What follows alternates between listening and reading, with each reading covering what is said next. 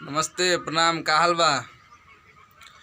अभी अभी गाना आया है शशि लाल का, आगरा के घाघरा 52 गज के। तो आप लोग यूट्यूब पर जाइए, सर्च कीजिए आगरा के घाघरा, और उस गाने को ज़्यादा से ज़्यादा सुनिए और प्यार दुलार दीजिए शशि भैया को, ताकि वो आगे बढ़े। और उनका खुद का चैनल है शशि लाल एंटरटेनमेंट, आप लोग सब्सक्राइब कीजिए और साथ में बेल आइकन को दबाइए और इसी तरह प्यार देते रहिए। शशि लाल यादव यूट्यूब पर सर्च कीजिए, शशि लाल एंटरटेनमेंट।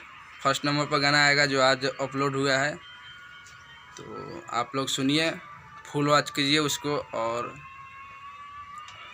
गाँव घर सब ऑर्केस्ट्रा में बजाइए और दुलार पुलार इसी तरह बनाए रखिए। तो आज तक के लिए इतना ही, फिर मिलते हैं अगले वीडियो में। जय हिंद।